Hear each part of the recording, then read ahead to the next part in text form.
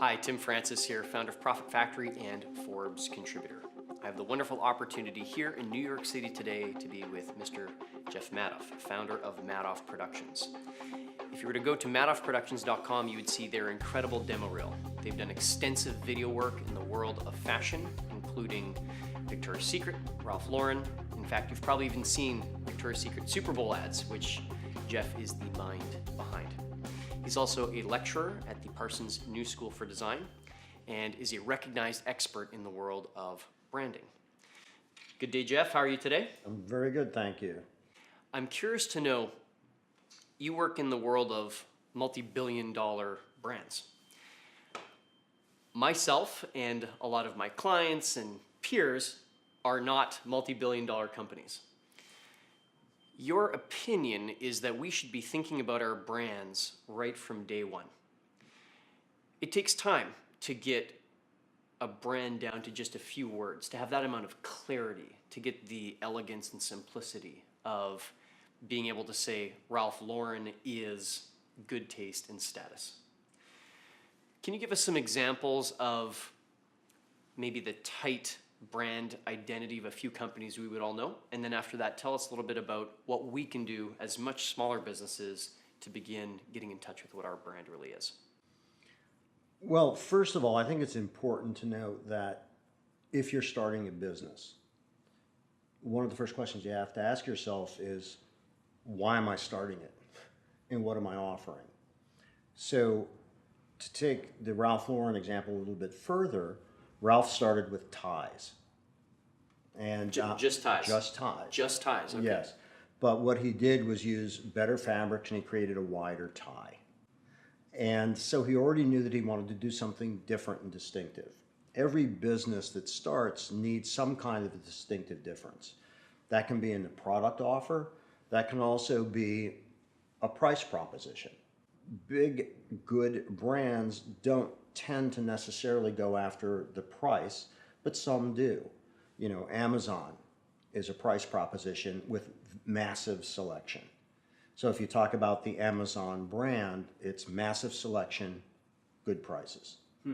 Not unlike a Walmart, except that Amazon had the unique distinction of being online and making shopping easier. Victoria's Secret is the promise of sexy. Disney, family entertainment. Apple, hip innovation. These are all distillations of the core story and idea of the company. And it's never too early to start thinking that way. So when you're thinking about your company and why you're starting your company, you have to think about, well, how are you going to communicate that to other people? So what is the story that I'm telling about what I'm doing? And to take the Ralph Lauren example again, just because it's a common example, is that you see in every representation in print on his ads, you see an upscale family in upscale surroundings, the way that the ad is shot, the way that it's cast, everything about it's very deliberate and it's all communicating the same thing. If you look at Apple's commercials and ads, they're really cool. And they're really cool because they know the story they're telling. And that story is that the product looks really cool, it's hip, and it's innovative. You can do this with it. There's no shortage of product out there. There's tons of product in every single category. So how do you make yourself different and distinctive? And that's where the brand comes in. And I'll give you one other example that's done so well is when I go like that. Nike. Right. Nike. And, you know, I mean, there's only one other single finger signal. That, this one, right? There you go. That's this one, right? Yeah. That's a thumb, technically speaking. But, but even at that, though, I look at that and I go, is that the Facebook like? That just dawned on me. Right. Yeah, that's branding as well. And you click the icon, and an icon is something that's widely recognized. So, you know, Nike is athletic achievement. And their slogan, which is just genius, and even though they've tried to change it, they've never changed it for the better, so they've always changed it back, which is just do it, which is just brilliant because everybody can relate to it. And you know, they tried to change it to find your fast, which didn't work. So help me wrap this up to talk about the elements of what makes a good brand and what I can do when I go home and I'm sitting down and doing some kind of deep thinking. Well, first of all, a brand needs to be a simple, persuasive idea. So when you're thinking about your own company, think about what is that simple, persuasive idea. And if you want to use as the model, Disney is home entertainment. I'm sorry, family entertainment. If you want to use the example that Nike is athletic achievement, that Ralph Lauren is status and good taste, that Victoria's Secret is sexy, start playing those kinds of word games. How do you distill how you talk about what you do? And you have to really play with it and come up with those terms, but having that simple, persuasive idea that connects to the consumer is really, really important. And you really need to define who you are. A lot of companies make a big mistake by saying, well, we're not like them, we're not like them, we're not like them, we're not like them. But the distinctive difference that a company needs to succeed is what you are offering, not what you're not offering and who you're not like.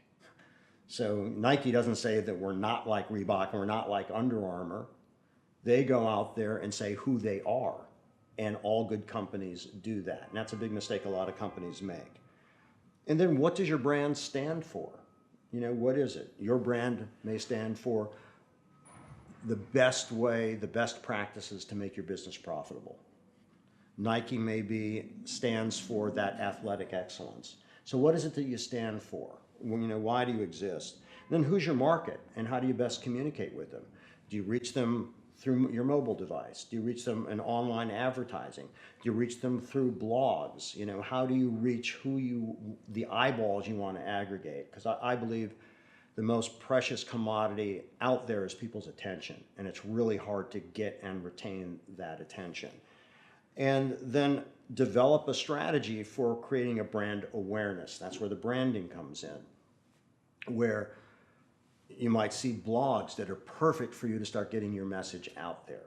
You might see ways that don't cost, but are effective in beginning to aggregate the people's eyeballs that you want to get to. And that's really critical too. Then you need to constantly reinforce and simplify your message.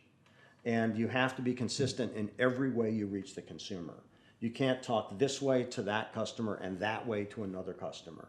Your brand message has to be really consistent. So when I went like that earlier, Nike, when you see that, you don't even need to see the word Nike at the bottom. Their consistency has been so effective that they're recognizable above all the clutter just through their symbol.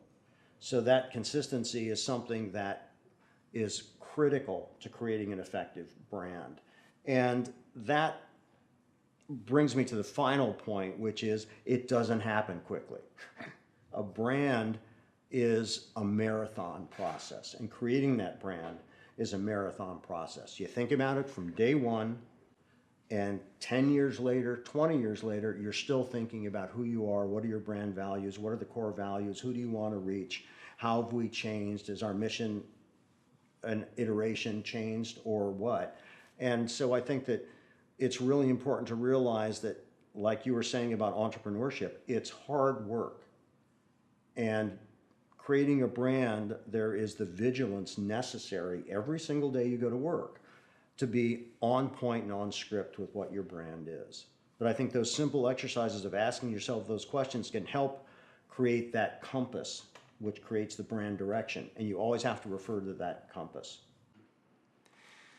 This has been fascinating. Thank you so much, Jeff, for your time today and all your skill, expertise, and wisdom in the area of branding. Thank you. It was a pleasure. Thanks a lot.